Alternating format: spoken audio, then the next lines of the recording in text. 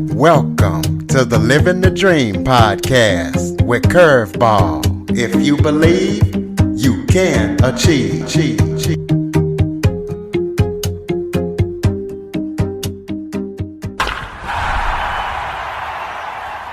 Welcome to the Living the Dream with Curveball podcast, a show where I interview guests that teach, motivate, and inspire.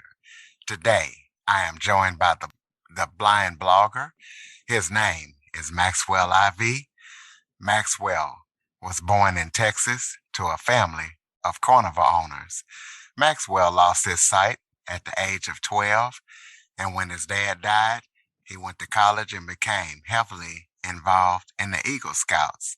Maxwell started his own business, buying and selling amusement rides. He is also a personal coach and an author. So we're going to be talking to Maxwell about what it was like being visually impaired and all the things that he's went through in his life. Maxwell, thank you so much for joining me today.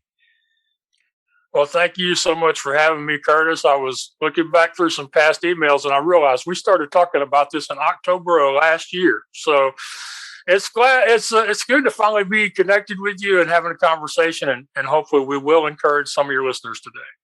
Absolutely. Well, why don't you start off by giving everybody a little bit of background about yourself?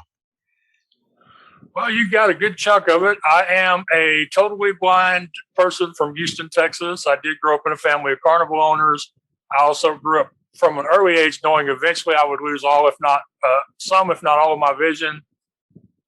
My primary goal in life was to be part of the family's traveling business, and I was able to do that for over 15 years before my dad's death caused the closure of our small show.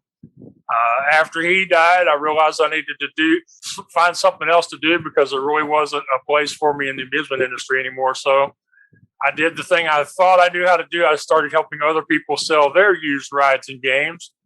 As a result, I had to learn a whole bunch of new skills, like how to hand code HTML so I could get my website online, building an email list, recruiting clients. Eventually, social media came along, and then podcasting. So I was working hard to grow that business, and people started telling me how it inspired them to see me take on these difficult challenges and opportunities, and they wanted to hear more about my life. So I started the blindblogger.net, where I share my experiences of being a blind entrepreneur and the lessons I think people can take from that. Since starting that website, I've written 4 self-help books. I've been on hundreds of podcasts, traveled the country solo, spoken at national conferences, started my own podcast called What's Your Excuse? I now help other people get exposure by connecting them with podcast hosts like yourself. And I just launched the What's Your Excuse podcast network, where I'm going to be helping other people with disabilities launch or grow their own podcast. So, and I think the one main theme has been, I still haven't found that one, just one single thing that I can do, focus all my time and energy on. And until that happens, I enjoy the journey and the process of learning new things. And I'd often, making the new mistakes and just doing my best to show up every day. Well, what was it like losing your sight and being in the carnival industry and learning all the things that you had to learn? Was it hard? Was everything accessible? Was Jaws around when you had to do all this stuff? No, Jaws may have been around, but for a lot of the time, I really didn't have access to a lot of the technology. I don't know about other states, but in Texas in general, you only get assistance from the state agencies if you're in school, trying to go to school, or if you can show that it's important for you to get employment. And since I couldn't do any of those things, we pretty much had to pay for the technology ourselves. So in the earlier years when I was a kid and it was a matter of, working kids' games or helping in the food stands on the Midway, we went with very simple adaptations like, large numbers and letters, braille tags, organizing stock items where, you could remember where they were and where they're supposed to be. And really, when I was helping, one of the things I did the most when I was helping my dad after, I'd gone to college and come back was in the area of doing the bookings. And for most of the time, I was reaching out to fair and festival boards to find us work. I was doing it with a Perkins Braille writer and my memory. So we didn't have a lot of really cool technology. We just had this, desire. We knew that we had to meet certain goals if we wanted to stay in business. So you just found a way. And I think that's one of the things that growing up in the carnival business taught me, because in our business, it's all about, can you get open on Thursday or Friday night? And if people can't buy a funnel cake and ride the Ferris wheel, there'll be trouble. So, you learn to focus real heavily in on today, this week, this month.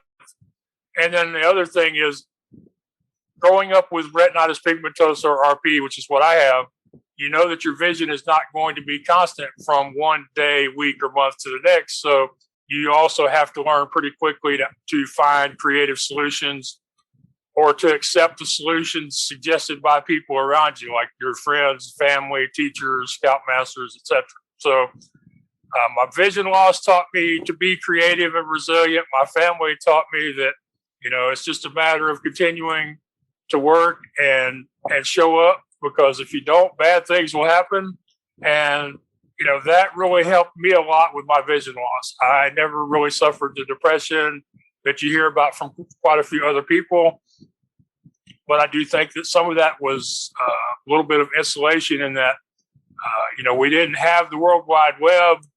And when my family was traveling during the carnival season, we were pretty much a group unto ourselves. And then when the season was over, my grandfather had purchased a piece of property way out from Houston. And so when we got off the bus, it was a fur walk to our next nearest neighbors. So if we didn't play with our cousins, we didn't play with nobody. And I think that, obviously made a difference back then. Nowadays, things would be easier on one hand, because you would have more support, more access to other people living with vision loss over the internet or through meetup groups. But on the other side of it, you all would have a lot more negativity out there. So carnivals are, I would imagine, in the spring and summer, right? They were when I was involved in them. When I was growing up, they went from the early spring to the end of the fall in Texas, and then the further north you went, the shorter the season was.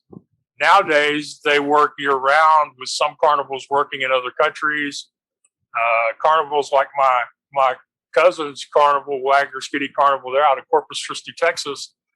They are in Brownsville and Harlingen down near the border in January, and in the middle of the summer, they'll be in Minnesota. So their season will take them, 1,500, 2,000 miles from one point to the other before they head back south again.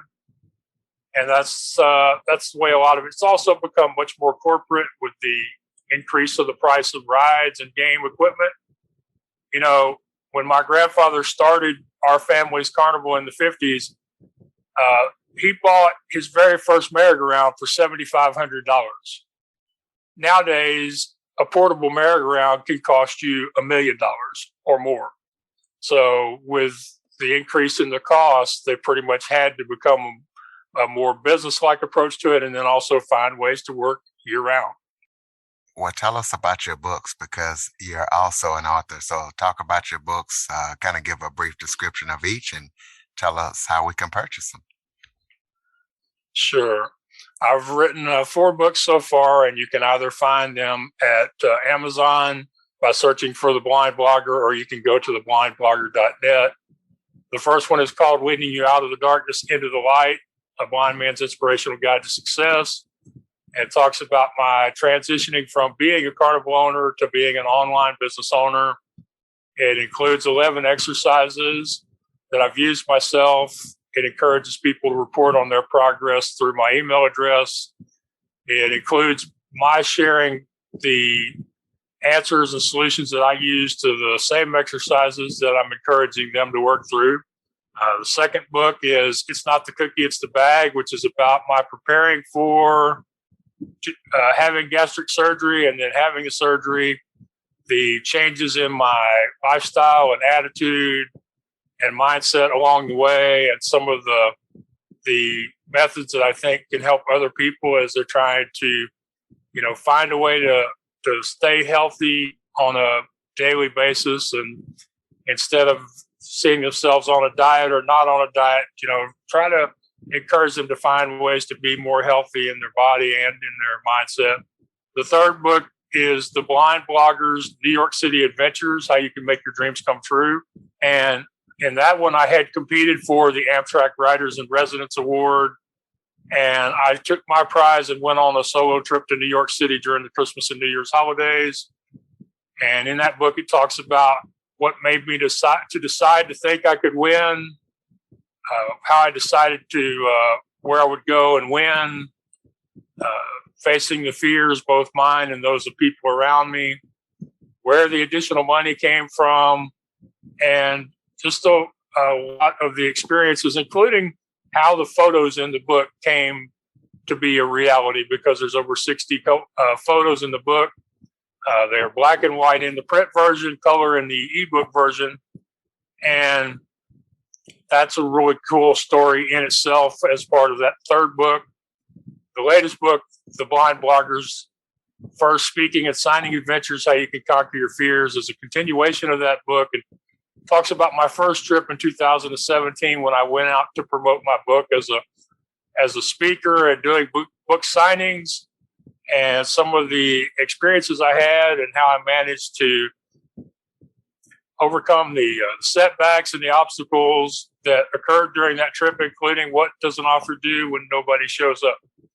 And those are the books so far. I'm working on a conclusion to that series where I'm going to finish my journey to becoming a paid, nationally recognized speaker, and encourage people, by sharing my experiences and show them the ways that I was actually able to continue to just move forward and overcome the setbacks that I experienced on that trip. My editor, Lorraine Regularly at wordingwell.com, she's been with me on all four of my books.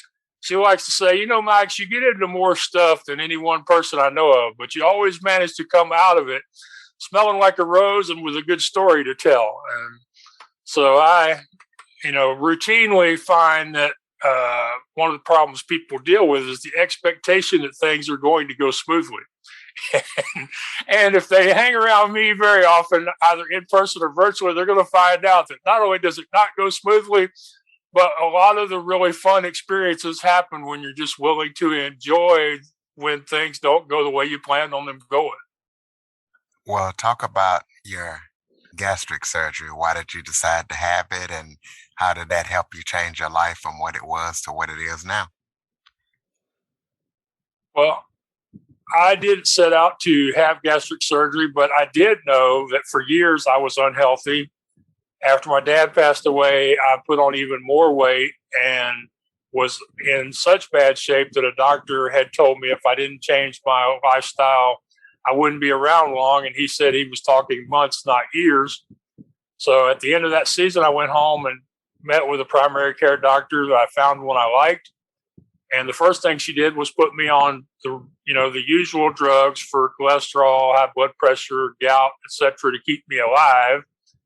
And then she suggested that I have a sleep study because she thought part of my problem was that I wasn't getting good rest at night. And I had the sleep study. It determined I do have sleep apnea and a pretty severe case of it.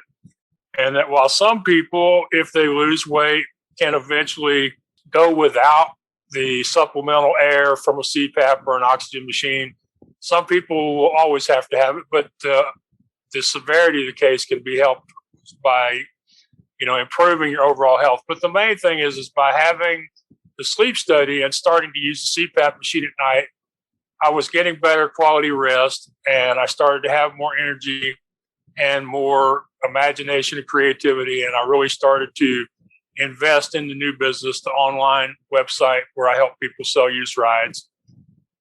As I continued to feel better, my doctor approached me at one point and said, Max, I know you've been trying really hard to lose your weight and get much healthier, but you're not making progress. Would you at least go to a seminar and listen to what they have to say about a surgery? So I did. I went to the seminar, and they told me two things there that really affected me, that really got into my head and changed the way I thought about the idea of having a surgery. One was that it's not an easy answer, because along with the surgery, it's going to require a lot of hard work. You're going to have to change a lot of your existing habits and create new habits. And the other thing they told me is that less than 50% of the people who have a gastric surgery actually have long-term success, that keep the weight off over a period of years and don't gain it back. And of course, they told me stories about some people who actually put on weight after having a surgery, which is not something you hear people talk about a lot. I actually lost 81 pounds while waiting for my insurance company to have the surgery. And when the psychologist asked me why I was still going to have it, I told her, I said, I've been here before. Many times in my life, I had been to a point where I had lost quite a bit of weight and just couldn't sustain it long term. So I felt like I really needed to have the surgery at that point.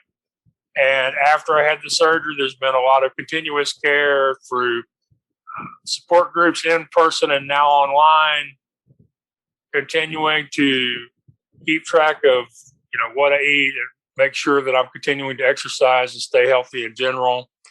They continue to do blood work on me to make sure that my vitamin levels and minerals are all in line with where they should be. Because after you have a surgery, your body doesn't create a lot of those things the way it used to through the digestive process. So I have been a lot healthier since having the surgery. I am a few pounds over where I want to be right this minute, but with COVID and some past health setbacks where, I've had some just minor injuries and some other things that had to be treated. Like I had to have neck surgery a few years ago, and that was several months of pretty much losing my routine. But I wouldn't recommend a surgery for everybody. I'm not even sure I'd recommend it for most people, because it does require the ability to change the way you live and also the way you see yourself after you've gone through to the other side of the process. Well, give the wannabe bloggers out there, other future bloggers, some tips on how to blog, what to do, and how to get noticed, and just some best practices. Okay. Most important thing is whatever you do in blogging, podcasting, being an author, being a speaker, whatever you do, start with what is sustainable. What can I personally live with? Can I write a 500-word post once a week or once a day? Can I record a new episode once a week? Can I travel, 12 weeks out of a year or 40 weeks out of a year, or maybe once every 3 months? So start with deciding what is sustainable for you, what would make you happy as far as how you see yourself. And that's really one of the things I talk about in my first book is start with is this goal your goal? Because too many people get into trouble chasing other people's goals or following other people's advice in some cases. Too many people have gotten frustrated and depressed and quit because they found out they couldn't be the Kardashians or they couldn't be Joe Rogan. So start with, what is your personal goal and what does success look like to you? And then what can you sustain? What can you keep doing on a regular basis? Most people have jobs, family, pets, hobbies, plants, extended family members, health issues. So what can you do along with everything else you're already doing? What would be sustainable? And then set that as your goal and do whatever you can on a regular basis to meet that goal. From there, as far as the best practices for getting noticed, it really just comes down to helping other people, becoming friends with other people who are out there online. One of my favorite things that really got me moving as far as traffic to my own website and something I continue to do is commenting on other people's blogs and on other people's podcasts, replying to their posts in social media networks. Because if you leave memorable comments on other people's work, it's not only an opportunity for them to notice you, it's an opportunity for the people who follow them to notice you. That's one of the reasons why I continue to do so many podcast interviews, because I get in front of Curtis's audience. And since they already like you, they're more likely to listen to me, at least for a little while. And so being able to take advantage of other people's followings is a great way to get noticed through, like I say, commenting, sharing that person's content to your followers, and appearing on their platforms. So those are some of the things that I really recommend.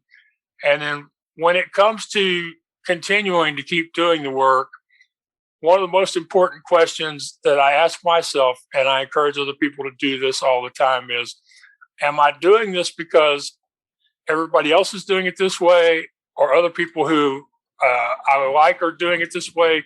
You really have to get into the should and should not. I mean, if something is serving your purposes, but it's different than everybody else is doing it, then keep doing it.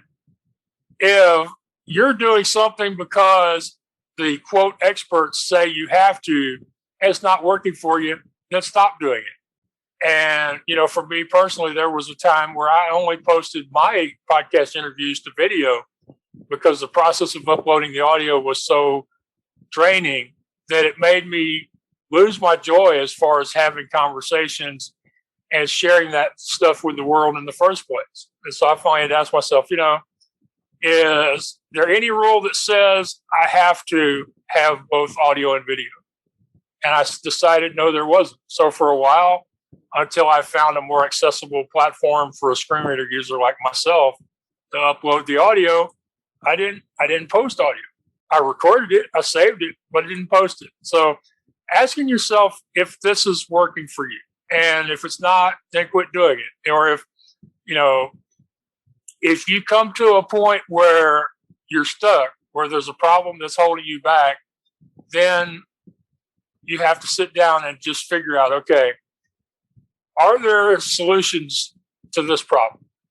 I'm kind of known as a guy who's a creative solutions finder. Or people, I'm often said one of the best things I do is finding solutions instead of making excuses. Well, so sometimes you just have to go, there isn't really a great answer for my problem. And if I don't solve this problem, I can't continue to do my blog or my podcast. So what do? And then what you do is you find the solution that works for you. And then, of course, the most important part is there will be solutions. There will almost always be options. But most of those options are not going to be fun or easy. So, but I would say when it comes to being able to continue to keep going, know yourself, find a plan or a schedule that's sustainable, connect with, communicate with, and support other people who are also creative entrepreneurs like yourself. Well, tell us about your podcast and where people can find it and what it's about. Well, thank you. My podcast is called What's Your Excuse? And it comes from people over the years saying, if Max can do it, then what's my excuse? And I interview people who have overcome adversity or thrived in spite of difficult life circumstances. And it's people can find it on my website, but they can also find it on Apple by searching for the What's Your Excuse show. And they can also go to wyexcuse.com now, or they can ask Alexa, Google, and Siri to just play What's Your Excuse? So that's the podcast. It's been going on for a little over 4 years now. My next interview that I'll be posting is with a woman who is a blind snowboarder from Canada who's in the process of starting her own podcast, which I won't reveal the name of at this time because we're having a launch party for her on the podcast network next month.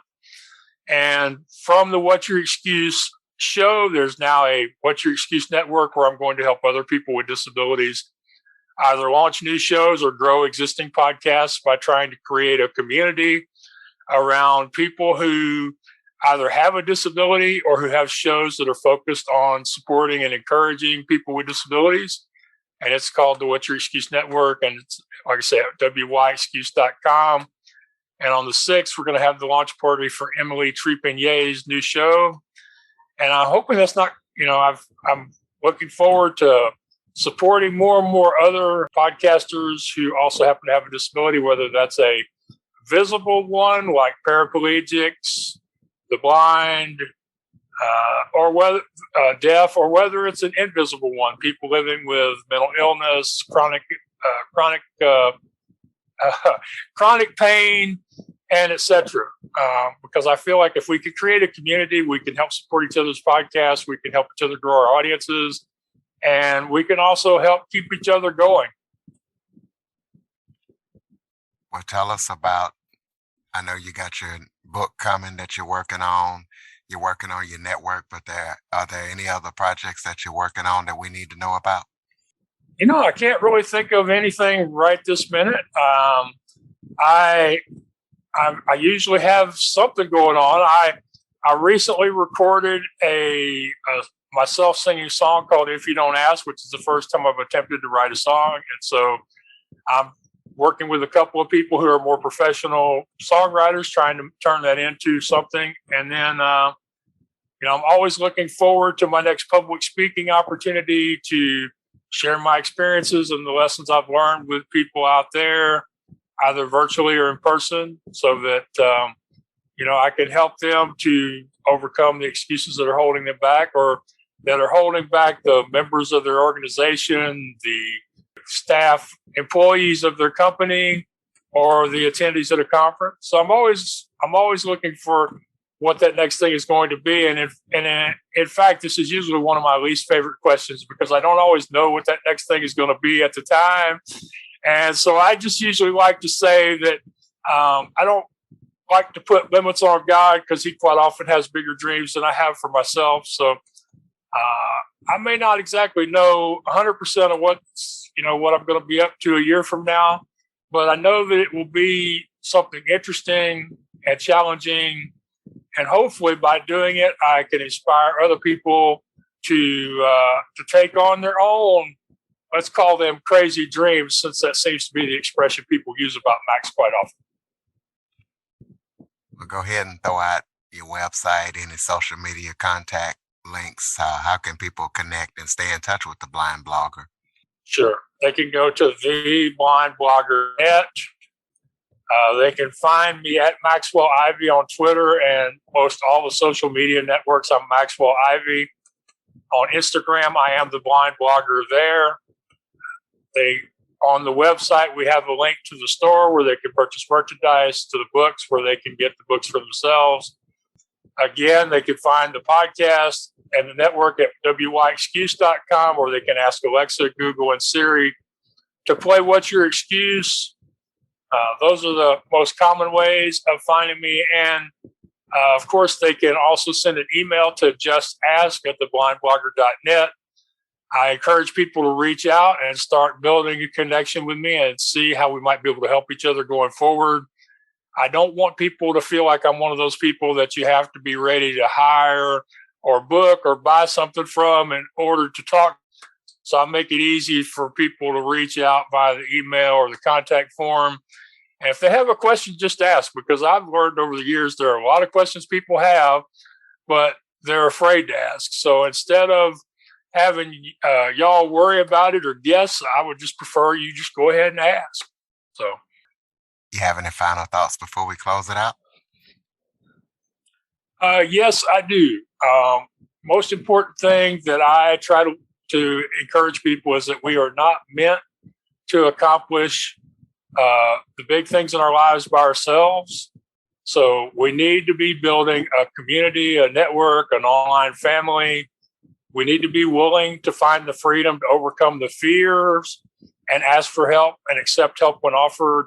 And so I like to remind people, when you refuse to ask, whether that's an opportunity or for help, when you refuse to ask, you rob the other person of the joy they would have received from helping you.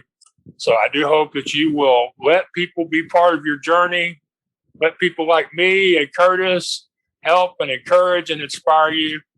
and that a week from now or a year from now, you'll be on Curtis's show or my show, and you'll be telling us about the stuff you did after watching or listening to this interview. Ladies and gentlemen, theblindblogger.net. Maxwell, I want to thank you so much for joining me today. Curtis, I want to thank you so much for having me, and also for your patience and us finally getting together. But the one thing I like to make sure I always tell the host is when without radio and podcast hosts like yourself, I wouldn't have had the opportunities I have to share my stories, to teach the life lessons I've learned, to encourage people through funny stories. I wouldn't have had these opportunities without people like you, because living in a suburb of Houston as a blind person, I just wouldn't have been able to get from here to there and back again. So I just want to let you know that you're part of my journey, that without you, there wouldn't be the Blind Blogger or What's Your Excuse. And just want to make sure you know how much I appreciate and thank you. I appreciate and thank you as well. And I appreciate and thank my listeners, and I want them to follow, rate, review, and share after listening to this episode. I also want the Android users to go to the Google Play Store and download the Living the Dream with Curveball podcast app. For more information on the Living the Dream podcast, visit www.djcurveball.com. Until next time, stay focused on living the dream.